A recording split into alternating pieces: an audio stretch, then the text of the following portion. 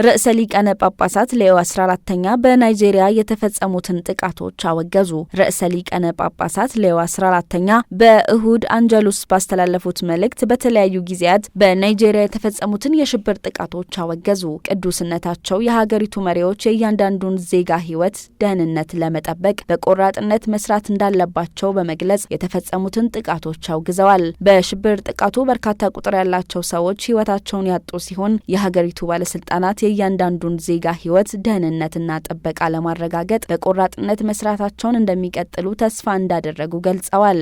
ቅዱስነታቸው የተሰማቸውን ሐዘን በመግለጽ በጥቃቱ ሰለባ ለሆኑ ናይጄሪያውያን ሁሉም ሰው ጸሎት እንዲያደርግ ጥሪያቸውን አቅርበዋል። በሀገሪቱ መካከለኛ ምዕራብ ክልል በወሮ መንደር ቢያንስ 160 ሰዎች በጥቃቱ ሕይወታቸውን ያጡ ሲሆን ርዕሰ ሊቃነ ጳጳሳቱ የአመጽና የሽብርተኝነት ሰለባ የሆኑትን ሁሉ በጸሎት እንደሚያስቧቸው ተናግረዋል። እንደ ቦኮ ሀራም ባሉ የጂሃዲስት ቡድኖች እየተፈጸመ ያለውን ጥቃት ለማስቆም የሀገሪቱ ፕሬዝዳንት ቦላ ቲኑቡ ጥቃቱ በተፈጸመባቸው አካባቢዎች የሀገሪቱን ጦር አሰማርተዋል። መረጃው የቫቲካን ዜና አገልግሎት ነው።